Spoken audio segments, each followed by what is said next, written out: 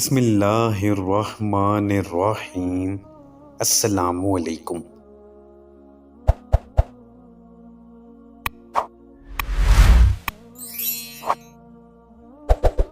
سورت نصر کا نزول گویا رسول اکرم صلی اللہ علیہ وآلہ وسلم کی اس دنیا سے جانے کی اطلاع تھی۔ ابن عباس رضی اللہ عنہ کا بیان ہے کہ جب یہ سورت نازل ہوئی تو نبی کریم صلی اللہ علیہ وآلہ وسلم نے فرمایا، مجھے میری وفات کی خبر دے دی گئی ہے اور میرا وقت آن پورا ہوا۔ دوسری روایت جو حضرت عبداللہ بن عباس رضی اللہ عنہ سے منقول ہے، اس میں بیان کیا گیا ہے کہ اس سورت کے نزول سے حضور صلی اللہ علیہ وآلہ وسلم نے یہ سمجھ لیا تھا کہ آپ کو دنیا سے رخصت ہونے کی اطلاع دے دی گئی ہے۔ رسول اکرم صلی اللہ علیہ وآلہ وسلم سے زیادہ اس بات سے کون واقف ہو سکتا تھا کہ ان کی دنیا سے روانگی کا وقت آن پہنچا ہے۔ جب دین کی دعوت کا کام پورا ہو گیا اور دعوت و تبلیغ اپنے اتمام و کمال کو پہنچ گئی اور الوحید الہی کے اثبات اور اس کے ماسوا کی نفی اور رسالت محمدی صلی اللہ علیہ وآلہ وسلم کی بنیاد پر ایک جدید معاشرے کی تعمیر عمل میں آ چکی اور عرب کی باغ دوڑ اسلام کے ہاتھوں میں آ گئی تو رسول اکرم صلی اللہ علیہ وآلہ وسلم سے ایسی علامتیں نمودار ہونا شروع ہوئیں اور آپ کے قلب و شعور کو یہ احساس ہو چلا کہ دنیا میں اب قیام کا زمانہ اختتام کے قریب ہے اور اس فانی دنیا کو الوداع کہنے والے ہیں۔ چنانچہ رسول اکرم صلی اللہ علیہ وآلہ وسلم نے سفر آخرت کی تیاری شروع کر دی۔ اللہ کی عبادت اور تسبیح و تہلیل میں پہلے بھی کمی نہ تھی، اب اس میں اور بھی اضافہ ہو گیا۔ ہر سال رمضان میں 10 روز اعتکاف کا معمول تھا۔ 10 ہجری کے رمضان میں 20 روز کا اعتکاف فرمایا۔ پھر حضرت جبرائیل علیہ السلام نے 2 مرتبہ قرآن کا دور کرایا۔ آخری حج حجۃ الوداع کے موقع پر جو خطبہ ارشاد فرمائے، اس جملے سے رخصت اور الوداع کا انداز نمایاں تھا۔ رسول اکرم صلی اللہ علیہ وآلہ وسلم نے ارشاد فرمایا، مجھے نہیں معلوم غالباً اس سال کے بعد اس مقام پر تم لوگوں سے کبھی نہ مل سکوں گا۔ اوائل سفر 11 ہجری میں دامن عہد تشریف لے گئے، نماز جنازہ پڑھی۔ ان سے اس طرح رخصت ہوئے جیسے کوئی دنیا سے جانے والا اپنے زندہ عزیزوں سے رخصت ہوتا ہے۔ پھر واپس تشریف لا کر منبر پر تشریف فرما ہوئے اور یہ خطبہ ارشاد فرمایا، میں تم سے پہلے حوض کوثر پر جا رہا ہوں تاکہ اللہ کی بارگاہ میں تمہارے متعلق شہادت دوں۔ خدا کی قسم میں اس وقت اپنا حوض کوثر دیکھ رہا ہوں۔ مجھے زمین اور زمین کے خزانے کی کنجیاں عطا کی گئی ہیں۔ مجھے یہ خوف قطعاً نہیں کہ تم میرے بعد شرک کرو گے، بلکہ اندیشہ اس کا ہے کہ ایک دوسرے سے آگے نکلنے کی کوشش شروع کر دو گے۔ ایک روایت میں ہے کہ ایک روز آدھی رات کو آپ جنت البقیع تشریف لے گئے۔ دیر تک آپ نے اہل بقیع کے لیے دعائے مغفرت کی۔ فرمایا، اے قبر والو، تم پر سلام، جس حال میں ہیں اس کے مقابل تمہیں وہ حال مبارک ہو جس میں تم ہو۔ فتنے طریق رات کے ٹکڑوں کی طرح ایک کے پیچھے ایک چلے آ رہے ہیں اور بعد والا پہلے والے سے زیادہ برا ہے۔ اس کے بعد یہ کہہ کر اہل قبور کو بشارت دی کہ ہم بھی تم سے آ ملنے والے ہیں۔ پھر ایک خطبہ ارشاد فرمایا جو آپ کی حالت صحت میں آخری خطبہ سمجھا جاتا ہے۔ فرمایا، مسلمانوں مرحبا، اللہ تمہیں اپنی رحمت کے سائے میں رکھے، تمہاری شکستہ دلی دور فرمائے، تمہارا معاون دستگیر ہو، تمہیں رزق اور برکت دے، تمہاری مدد کرے، عزت و رفعت سے سرفراز رکھے، امن و عافیت سے شاد کام فرمائے۔ میں تمہیں تقوی کی وصیت کرتا ہوں، اللہ ہی کو تمہارا وارث بناتا ہوں، اسی سے ڈراتا ہوں کیونکہ میں نذیر مبین ہوں۔ دیکھنا، اللہ کی بستیوں اور اس کے بندوں میں تکبر اور برتری اختیار نہ کرنا۔ اللہ نے مجھے اور تمہیں حکم دیا ہے، یہ آخرت کا گھر ہے، یہ ہم ان لوگوں کو دیتے ہیں جو زمین میں تکبر و برتری اور فساد کا ارادہ نہیں کرتے اور آخرت کی کامرانی صرف پرہیزگاروں کے لیے ہے۔ پھر فرمایا، کیا متکبروں اور مغروروں کا ٹھکانہ دوزخ نہیں؟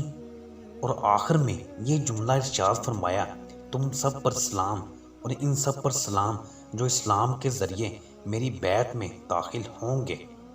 ماہ سفر کے آخری یوم میں ایک جنازے میں رسول اکرم صلی اللہ علیہ وآلہ وسلم تشریف لے گئے تو بقیع سے واپسی پر راستے ہی میں درد سر شروع ہو گیا اور حرارت اتنی تیز ہو گئی کہ سر پر جو پٹی باندھی ہوئی تھی اس کے اوپر سے محسوس کی جانے لگی۔ اس روز ازواج مطہرات میں سے حضرت میمونہ رضی اللہ عنہا کے ہاں قیام کی باری تھی۔ ذوف اور نکات میں برابر اضافہ ہو گیا تھا۔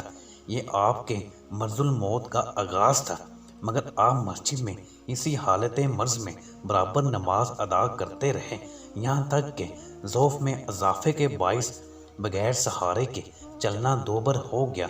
اسی اثناء میں آپ ازواج مطہرات سے پوچھتے رہتے کہ میں کل کہاں رہوں گا، میں کل کہاں رہوں گا۔ ازواج مطہرات آپ کے مقصود کو سمجھ گئیں اور اجازت دے دی کہ آپ جہاں چاہیں رہیں، تو آپ حضرت عائشہ رضی اللہ عنہا کے مکان میں تشریف لائے، اس حالت میں کہ ایک طرف حضرت عباس اور دوسری طرف حضرت علی نے جسم عطر کا بیشتر بوجھ اٹھا رکھا تھا اور پائے اقدس زمین پر گھسیٹ رہے تھے۔ بخار اس قدر تیز تھا کہ آپ نے جو موٹی چادر اوڑھ رکھی تھی، صحابہ رسول کو اس کے اوپر سے شدید حرارت محسوس ہو رہی تھی۔ عبداللہ ابن مسعود نے عرض کیا، یا رسول اللہ صلی اللہ علیہ وآلہ وسلم، آپ کو تو شدید بخار ہے۔ آپ نے فرمایا، ہاں مجھے اتنا بخار ہوتا ہے جتنا تمہارے 2 آدمیوں کو۔ عرض کیا، یا رسول اللہ صلی اللہ علیہ وآلہ وسلم، آپ کا اجر بھی دوگنا ہوگا۔ فرمایا، اس ذات کی قسم جس کے قبضے میں میری جان ہے، روئے زمین پر کوئی مسلمان نہیں جسے مرض یا کسی اور وجہ سے تکلیف پہنچے اور اللہ اس کے گناہ اس طرح کم نہ کرتا ہو جس طرح خزاں میں درختوں کے پتے گرتے اور کم ہوتے ہیں۔ اس حالت میں بھی آپ نماز کے لیے مسجد تشریف لے جاتے رہے اور خود ہی نماز پڑھاتے رہے۔ آخری نماز جو آپ نے پڑھائی وہ مغرب کی نماز تھی۔ اس کے بعد غشی طاری ہو گئی۔ عشاء کا وقت ہوا تو دریافت فرمایا، نماز ہو چکی۔ عرض کیا گیا کہ سب کو حضور کا انتظار ہے۔ آپ نے لگن میں پانی بھروا کر غسل فرمایا، پھر اٹھنا چاہا کہ غش آ گیا۔ افاقہ ہوا تو پھر پوچھا، نماز ہو گئی؟ لوگوں نے وہی پہلا جواب دیا۔ آپ نے پھر غسل فرمایا اور جب اٹھنا چاہا تو غش آ گیا۔ پھر افاقہ ہوا تو پھر دریافت فرمایا، وہی جواب ملا۔ پھر 12 وہی بات پیش آئی۔ بالآخر آپ نے ارشاد فرمایا کہ ابو بکر نماز پڑھائیں۔ جو شخص یہ حکم لے کر مسجد میں پہنچا، اسے حضرت ابو بکر صدیق رضی اللہ عنہ نظر نہ آئے تو حضرت عمر سے کہا کہ آپ نماز پڑھا دیجئے۔ ادھر حضرت عمر رضی اللہ عنہ نماز پڑھانے لگے تو تکبیر کی آواز آپ نے سن لی تو فرمایا، نہیں نہیں، ابو بکر نماز پڑھائیں۔ ایک دن یا 2 دن پہلے ظہر کے وقت بیماری سے ذرا افاقہ محسوس ہوا۔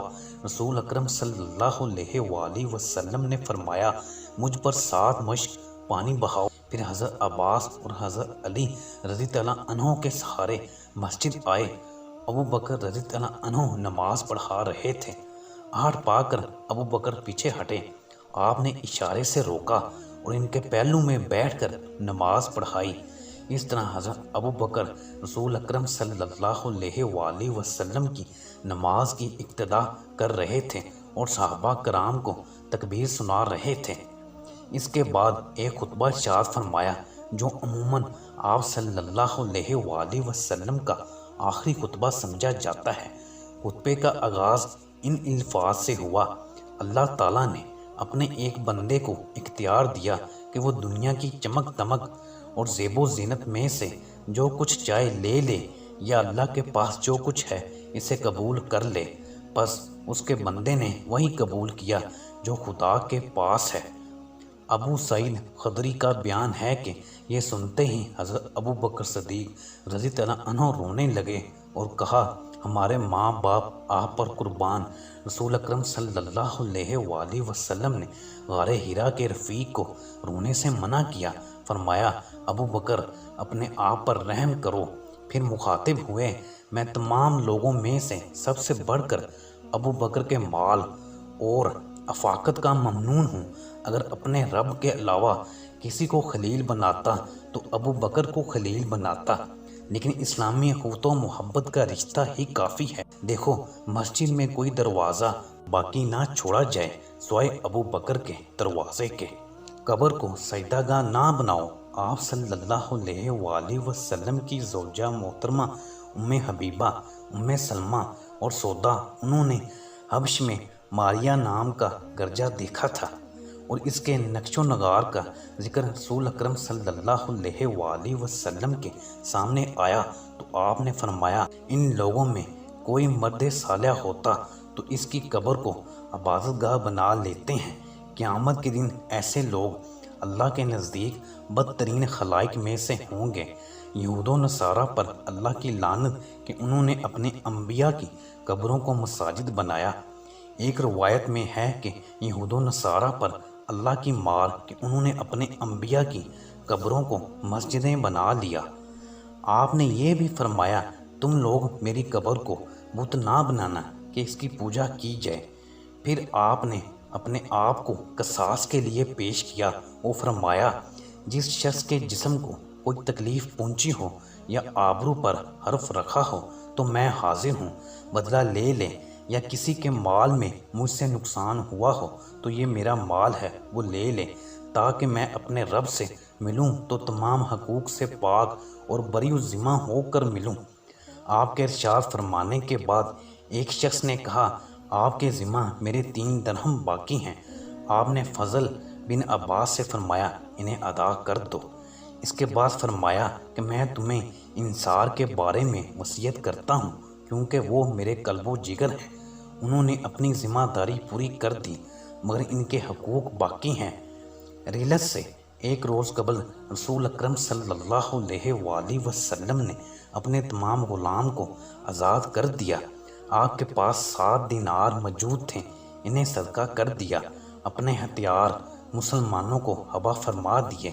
اسی رات میں چراغ جلانے کے لیے حضرت عائشہ نے پڑوسن سے تیل ادھار لیا۔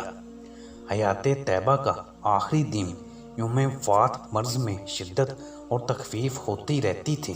حضرت انس رضی اللہ عنہ کا بیان ہے کہ دور شنبہ کے روز مسلمان نماز فجر میں مصروف تھے اور ابو بکر صدیق رضی اللہ عنہ امامت فرما رہے تھے کہ اچانک رسول اکرم صلی اللہ علیہ وآلہ وسلم نے حضرت عائشہ کے حجرے کا پردہ اٹھایا اور صحابہ کرام پر جو صفے باندھے نماز میں مصروف تھے نظر ڈالی۔ آپ مسرت سے تبسم ریز ہوئے۔ ادھر ابو بکر صدیق رضی اللہ عنہ اپنی ایڑی کے بل پیچھے ہٹ کے صف میں جا ملے۔ انہوں نے سمجھا کہ رسول اکرم صلی اللہ علیہ وآلہ وسلم نماز کے لیے تشریف لانا چاہتے ہیں۔ آپ کے اس اچانک ظہور سے مسلمان اس قدر خوش ہوئے، فرط مسرت سے قریب تھا کہ لوگوں کی نمازیں ٹوٹ جائیں۔ آپ نے اشارے سے روک دیا، حجرے کے اندر تشریف لے گئے اور پردہ گرا دیا۔ اس کے بعد آپ پر کسی دوسری نماز کا وقت نہیں آیا۔ جوں ہی دن چڑھا، آپ کی تکلیف میں اضافہ ہوتا گیا۔ بیٹی فاطمہ رضی اللہ عنہ آئیں تو ان سے کچھ سرگوشی کی۔ حضرت فاطمہ رضی اللہ عنہ رونے لگیں۔ آپ نے دوبارہ سرگوشی کی تو وہ ہنسنے لگیں۔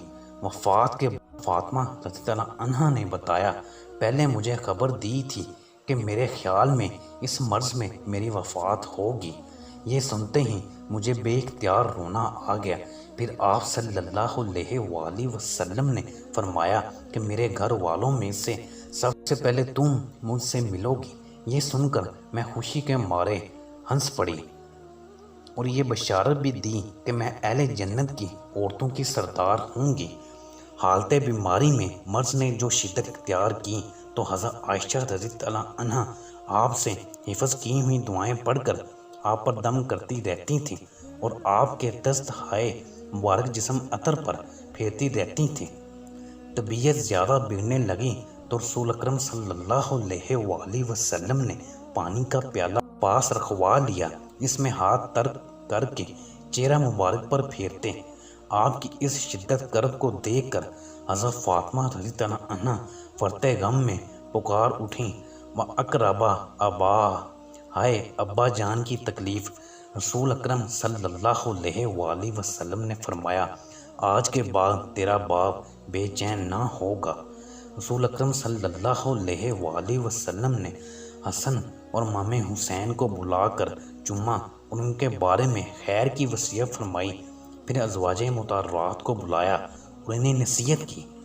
طبیعت نے شدت اختیار کی اور اس زہر کا اثر بھی ظاہر ہونے لگا جسے آپ کو خیبر میں دیا گیا تھا۔ رسول اکرم صلی اللہ علیہ وآلہ وسلم نے اس شدت مرض میں صحابہ کرام کو بھی وصیت فرمائی، فرمایا، الصلاۃ الصلاۃ وما ملکت ایمانکم، نماز نماز اور تمہارے زیر دست یعنی لونڈی غلام۔ حیات طیبہ کا آخری وقت، حالت نزاع کے وقت حضرت عائشہ نے آپ کو اپنے اوپر سہارا دے کر ٹیک لیا۔ آپ کا بیان ہے کہ اللہ کی ایک نعمت مجھ پر یہ ہے کہ رسول اکرم صلی اللہ علیہ وآلہ وسلم نے میرے گھر میں میری باری کے دن میرے سینے پر وفات پائی اور آپ کا لعاب اور میرا لعاب موت کے وقت یکجا کر دیا گیا۔ اس کی صورت یہ ہوئی کہ عبد الرحمن بن ابی بکر تشریف لائے، ان کے پاس مسواک تھی۔ رسول اکرم صلی اللہ علیہ وآلہ وسلم مسواک کی طرف دیکھ رہے ہیں، میں سمجھی کہ آپ مسواک چاہتے ہیں۔ میں نے کہا آپ کے لیے لے لوں؟ آپ نے سر سے اشارہ فرمایا کہ ہاں۔ میں نے مسواک لے کر آپ کو دی تو آپ کو کڑی محسوس ہوئی۔ میں نے کہا اسے آپ کے لیے نرم کر دوں؟ آپ نے کہا ہاں۔ میں نے مسواک نرم کر دی اور آپ نے نہایت اچھی طرح مسواک کی۔ مسواک سے فارغ ہوتے ہی انگلی سے آسمان کی طرف اشارہ فرمایا اور 3 مرتبہ کہا، بل الرفیق الاعلیٰ، بل الرفیق الاعلیٰ۔ بس اب اور کوئی نہیں، صرف رفیق اعلیٰ درکار ہے۔ تیسری بار یہ جملہ ادا ہوا اور ہاتھ جھک گیا اور آپ رفیق اعلیٰ سے جا ملے اور روح پاک عالم قدس میں پہنچ گئی۔ اِنَّ لِلَّهِ وَإِنَّ إِلَيْهِ رَاجِعُونَ۔ آپ کی عمر شریف بوقت وصال 63 سال کچھ دن تھی۔ وہ سال 12 ربیع الاول 11 ہجری بروز پیر بوقت چاشت ہوا۔ اس حادثے کی خبر فوراً سب کو پہنچ گئی۔ مدینہ والوں پر غم کا پہاڑ ٹوٹ پڑا، ان کی دنیا تاریک ہو گئی۔ رسول اکرم صلی اللہ علیہ وآلہ وسلم کی وفات سے صحابہ کرام اور اس وقت کی اسلامی دنیا پر جو قیامت گزری ہوگی، اس کا آج تصور کرنا بھی مشکل ہے۔ اس ناگہانی ضرب نے بعض کو انتہائی پریشانی اور غیر معمولی اضطراب میں مبتلا کر دیا۔ آپ کی وفات پر حضرت فاطمہ نے فرتے غم سے فرمایا، آہ پیارے باپ نے پروردگار کی دعوت قبول کر لی، آہ پیارے باپ نے الفردوس کو ٹھکانہ بنایا۔ ہائے ابا جان، ہم جبرائیل علیہ السلام کو آپ کی وفات کی خبر سناتے ہیں، آہ پیارے باپ اپنے پروردگار سے کس قدر قریب ہو گئے۔ رسول اکرم صلی اللہ علیہ وآلہ وسلم کی وفات کے بعد کسی نے حضرت فاطمہ رضی اللہ عنہا کو ہنستے ہوئے نہ دیکھا۔ حضرت عائشہ رضی اللہ عنہا اور دوسری ازواج مطہرات کی کیفیت الفاظ میں نہیں سما سکی۔ حضرت عائشہ رضی اللہ عنہا کی زبان مبارک صرف خصائص نبوت کی ترجمانی کے لیے وقف، وہ نبی جس نے امیری پر فقیری کو ترجیح دی، جس نے تونگری کو ٹکرا دیا اور مسکینی کو قبول کیا، وہ دین پرور رسول جو امت آسی کے غم میں پوری ایک رات بھی آرام سے نہ سوئے، وہ سابق خلق عظیم جو مسلسل نفس سے جنگ آزما رہے، وہ رحمت للعالمین جس کا باب فیض فقیروں اور حاجت مندوں کے لیے ہر وقت کھلا رہتا تھا، جس کا رحیم دل اور پاک ضمیر دشمنوں کی اظہار ثانی سے کبھی غبار آلود نہ ہوا۔ وہ نبی جس کے موتی جیسے دانت شہید کیے گئے مگر انہوں نے پھر بھی صبر سے کام لیا، جس کی نورانی پیشانی کو زخمی کیا گیا مگر انہوں نے دامن عفو ہاتھ سے جانے نہ دیا۔ دوسری طرف صحابہ کرام میں جو بے چینی پھیلی، وفات کی خبر نے حضرت عمر رضی اللہ عنہ کے ہوش اڑا دیے، اور آپ یہ ماننے کو تیار نہیں تھے کہ رسول اکرم صلی اللہ علیہ وآلہ وسلم کی وفات ہوئی ہے، بلکہ عمر رضی اللہ عنہ نے فرمایا کہ آپ صلی اللہ علیہ وآلہ وسلم اپنے رب کے پاس تشریف لے گئے ہیں۔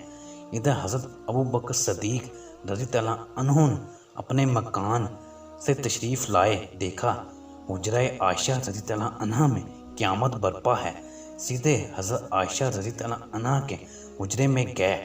رحمت عالم صلی اللہ علیہ وآلہ وسلم کا جسد مبارک دھاری دار یمنی چادر سے ڈھکا ہوا تھا۔ رخ انور سے چادر ہٹائی، اسے بوسہ دیا اور روئے، پھر فرمایا میرے ماں باپ آپ پر قربان، اللہ آپ پر دو موت جمع نہیں کرے گا۔ جو موت آپ کے لیے لکھی جا چکی تھی اس کا ذائقہ آپ نے چکھ لیا۔ اس کے بعد حضرت ابوبکر صدیق رضی اللہ عنہ حجرہ عائشہ سے باہر تشریف لائے۔ حضرت عمر رضی اللہ عنہ لوگوں سے بات کر رہے تھے۔ حضرت ابوبکر صدیق رضی اللہ عنہ نے ان سے کہا عمر بیٹھ جاؤ، پھر ممبر پر چڑھے اور بعد حمد و ثنا کے فرمایا سورۃ زمر کی ایک آیت تلاوت کی جس کا ترجمہ یہ ہے، آپ کی بھی وفات ہونی ہے اور ان سب کو بھی مرنا ہے۔